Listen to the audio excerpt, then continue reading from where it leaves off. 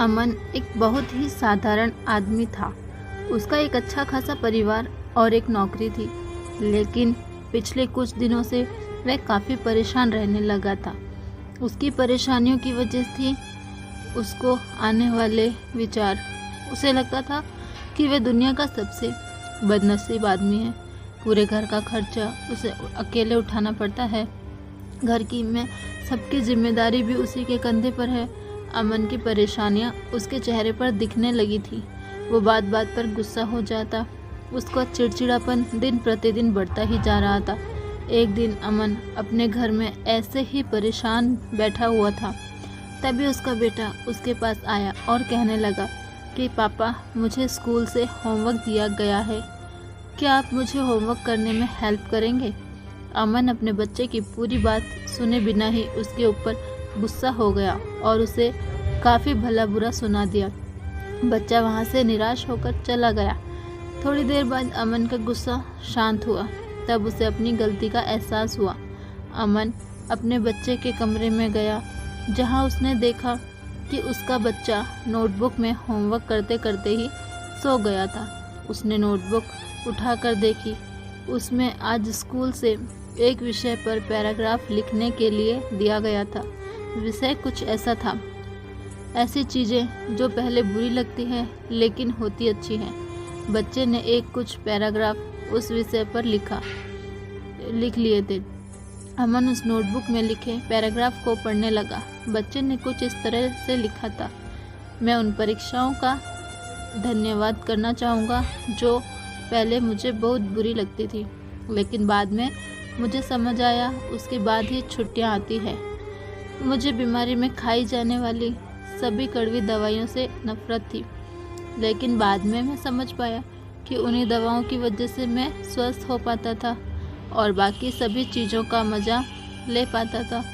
सुबह सुबह बजने वाला अलार्म मुझे अच्छा नहीं लगता था, लेकिन बाद में मैं समझ पाया उसी अलार्म की वजह से मुझे सुबह जल्दी उठने की आदत लगी और वही अलार्म ही मुझे ज़िंदा होने का एहसास दिलाता है।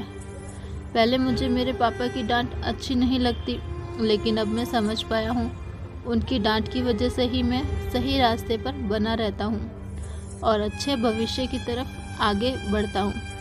इन सभी चीज़ों के लिए और ख़ासकर मेरे पापा के लिए मैं भगवान को धन्यवाद देना चाहूँगा, क्योंकि मुझे डांटने के लिए मेरे पापा तो हैं।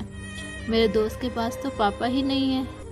मेरे पापा ही मेरी सारी ज़रूरतें पूरी करते हैं, कभी कभार डांटते भी हैं, तो मेरे भले के लिए। अपने बेटे के विचार उस नोटबुक पर पढ़कर अमन गहरी सोच में पड़ गया।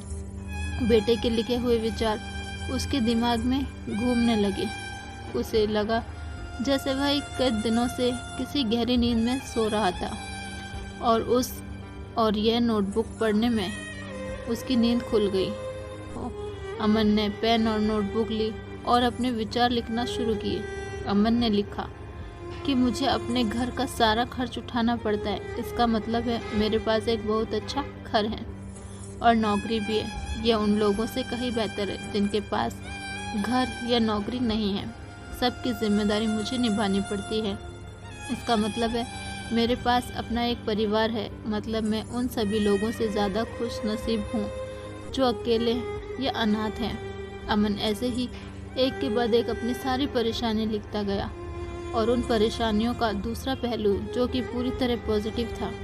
यह सब करने के बाद उसका मन और दिमाग बिल्कुल हल्का हो गया। उसे लगा जैसे जिन्हें वो परेशानी समझ रहा था वो कोई परेशानियाँ थी ही नहीं। दोस्तों, हम में से कई लोग अपने जीवन में घटने वाली हर घटना को नकारात्मक दृष्टि से देखते हैं और हमेशा दुखी रहते हैं। हमें हर समस्या या परेशानी को सकारात्मक दृष्टि से देखना चाहिए।